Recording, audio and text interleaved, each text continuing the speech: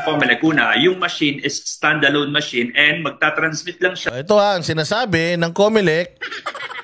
So merong rebata lang Comelec at ang sinasabi nito ni Kuya, ba't kasi hindi ka na lang nagpunta ron? Hindi mo na lang sana vinlag. Ito yung sagot. Ng data after ng closure ng polling percent at 7 p.m. That is true. Yun ang sabi ng rules. Paano kapag merong malicious code doon sa makina mismo at connected siya sa internet? Siyempre, yung mandaraya, yung hacker, siyempre gagawa siya out of procedures, hindi ba? Pero kapag connected sa internet at corrupted doon, pwede nang nag-uusap yung makina at saka hacker. Kahit na anong instruction pwede niya nang i-shoot doon sa makina. Kahit sabihin mong dapat, yun ang dapat. Pero kapag compromise na yung source code, ibig sabihin, lahat ng hindi dapat, pwede nang mangyari. Which is yun yung dinemonstrate ko. Kahit ano pa ang ilagay mo dyan sa rules na yan, pero itong vulnerability na ito, hindi mo clinose, ito yung possible na pwedeng gawin. Dinemonstrate ko siya para maintindihan ng Comelec yung kahinaan ng voting system at sana ma-correct nila. At simple lang siya i-correct. Attorney, how do you plan to address, to answer the complaint against you? Anti-cybercrime crime law ang isinampa pong reklamo sa inyo, and sabi ng Comelec, magfa-file din sila ng disbarment case and then they will go to the PRC para ho sa inyong lisensya as CPA. Alright, no problem. Kailangan nating harapin yung mga ganyang mga challenges. Pero dito masusubok yung kalayaan natin bilang mga Pilipino. Ano ba ang gagawin ng gobyerno? Patatahimikin niya ba yung mga tao na nagsasabi ng mga gawain ng gobyerno para itama ang gobyerno? O papakinggan niya sila at itatama yung mga mali? Yun ang pinakamagandang tanong. Makikinig ba kayo sa amin bilang kayo po ay trabahante pa ng mga Pilipino? Makikinig ba kayo sa amin para ayusin yung problema? O kami yung problema? Kasi sa gobyerno natin ngayon, instead makinig sa problema, ginagawa nila, hindi kayo problema. Putang ina nyo, reklamo kayo na reklamo eh. Reklamo kayo reklamo, putang ina nyo. Dapat sa inyo makulong. Anong tawag sa ganyang gobyerno? Putang ina, mas masahol pa tayo sa Stone Age. Para tayo naghalal ng mga hari. Putang ina niyan, bawal silang batikusin. Hindi. Halal kayo ng taong bayan. Taong bayan naglagay sa inyo dyan. Taong bayan din yung magsasabi, masaya pa ba sila sa inyo o hindi?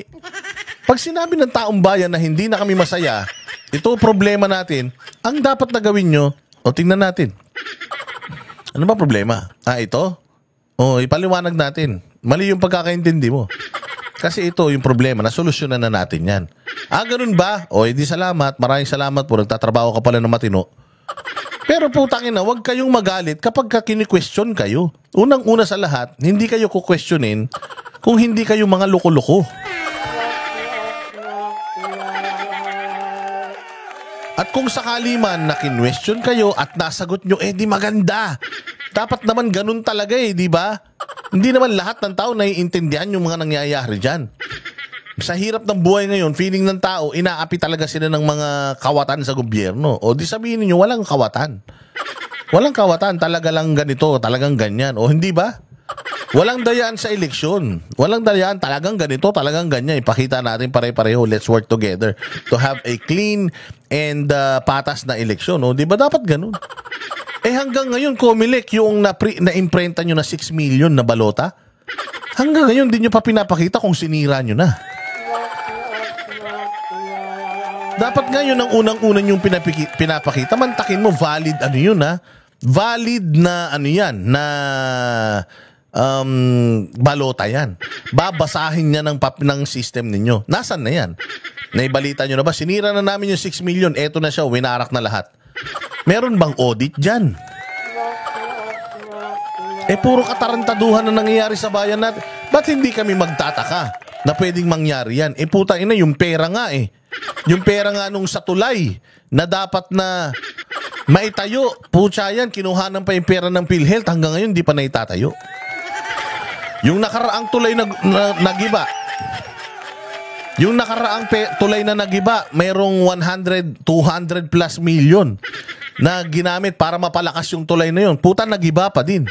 Noong 2023, mayroong budget sa JA 2023 para sa pagpapatibay ng tulay. Putang ina, nasira yung tulay. Ang dami pa. Ang daming kabulastugan sa bayang Pilipinas, yung GAA na blanco. Ang daming pandurugas sa Pilipinas. Kaya kapag may mga ganito, focus na focus sa mga Pilipino. Alam niyo kung bakit? Sabi nga namin election na lang yung inaantay namin para lahat ng mga kawatan sa gobyerno mapalitan namin. Tapos putang ina yung election na lang na pinaasahan namin, hindi pa pala credible.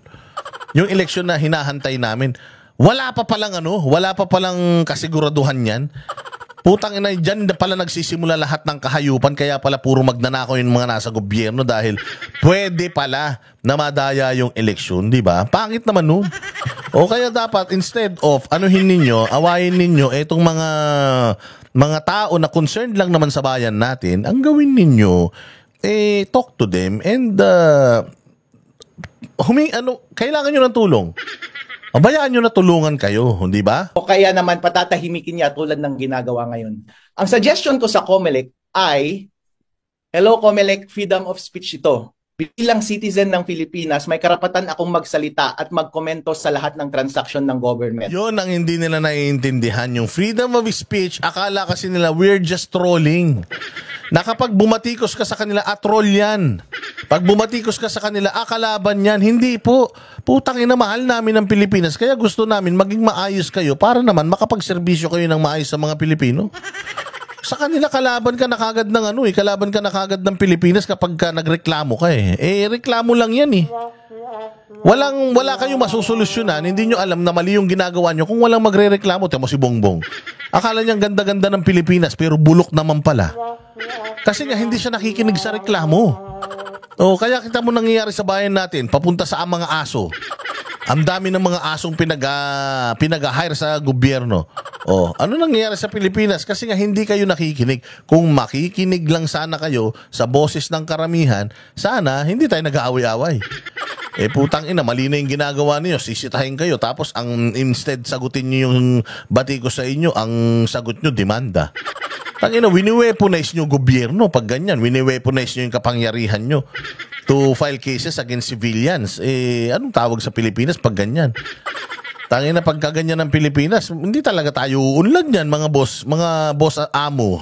At ito lamang ay para itama yung mga kahinaan ng gobyerno, para maging tama. Eksakto, itama yung mga kahinaan ng gobyerno. Di kayo na maging presidente, gaganunin nyo pa. Hindi, pakinggan nyo lang. Tingnan nyo lang kung reasonable o hindi. Kung reasonable, then gawan nyo ng paraan. Kung hindi, tinotroll lang kayo. Katulad ng mga galit na galit sa mga Duterte. Mga ganun, hindi na pinapansin nyo.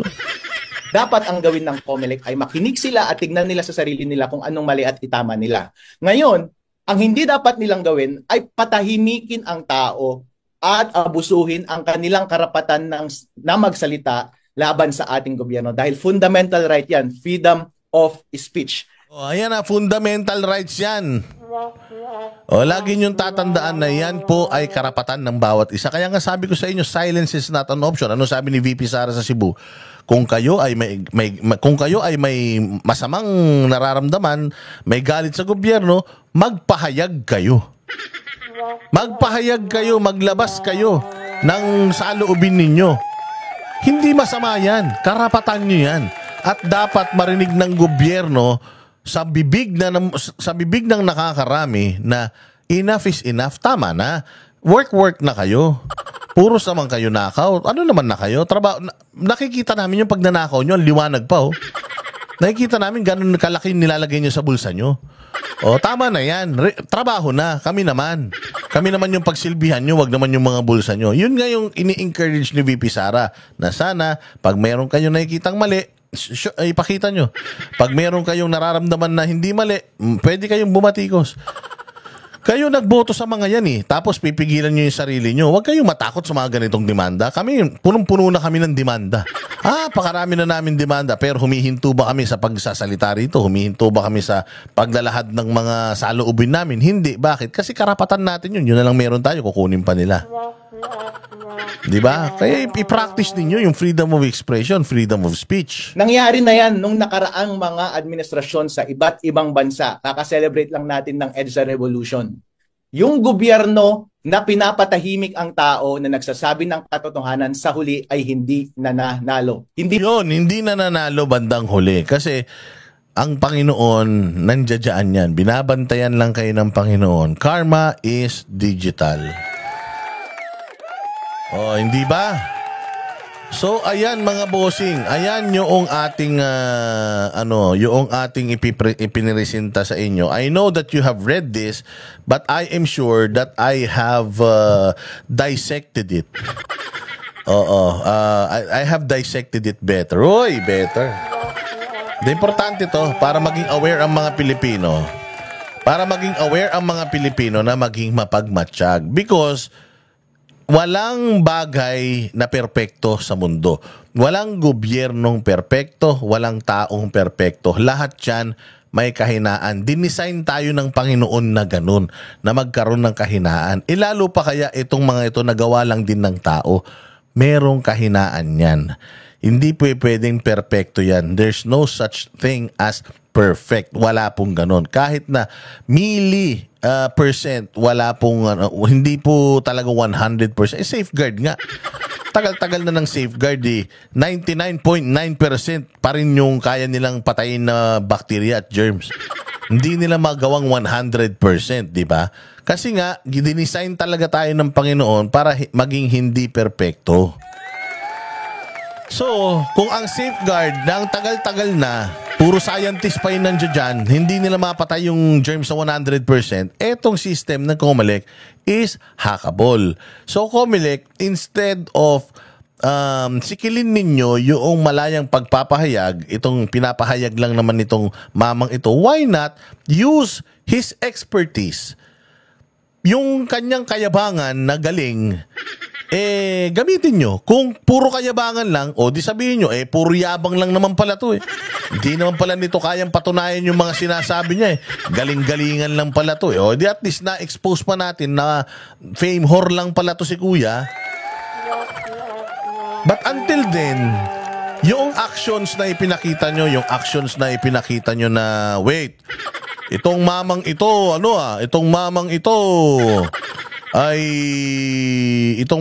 sinungaling. Itong mamang ito ay, hindi pala. Pag ang pinakita nyo is, demanda natin yan.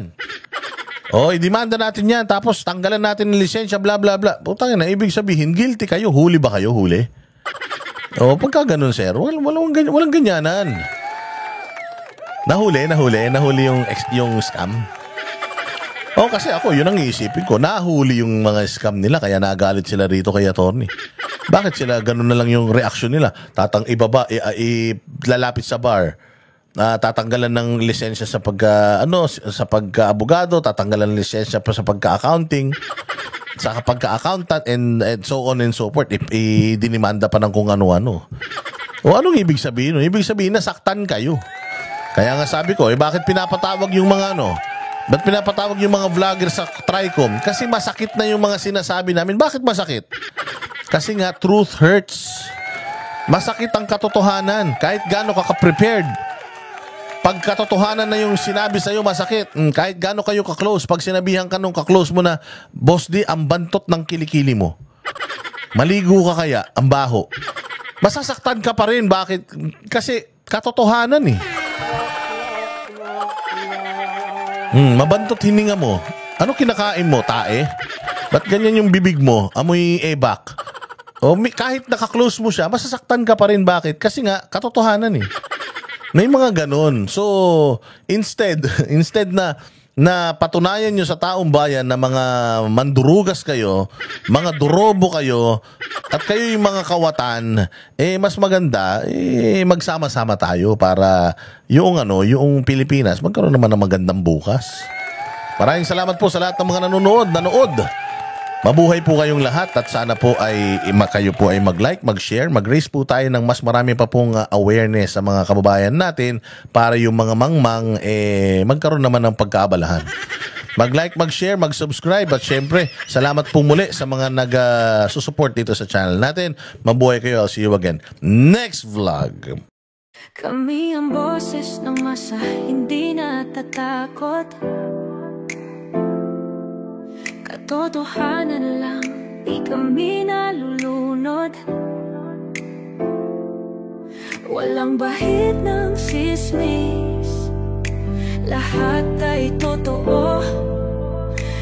Kahit sino ka pa, pag mali ka babanatan ka. Walang pinipili kulay, wala kaming kinikilingan. Basta para sa bayan, kami lalaban. Pag tama palakpakan, pag mali banatan. Di matitinag, di matatakot, para sa bayan tuloy ang sigaw. Sa harap ng kamera, walang halong takot. Mga baluktot, lahat kayo'y tutumba. Ang hustisya at totoo, yun lang ang mahalaga. Kahit sinong harang, di kami matitinag. Walang pinipiling kulay, wala kaming kinikilingan. Basta para sa bayan, kami lalaban. Pag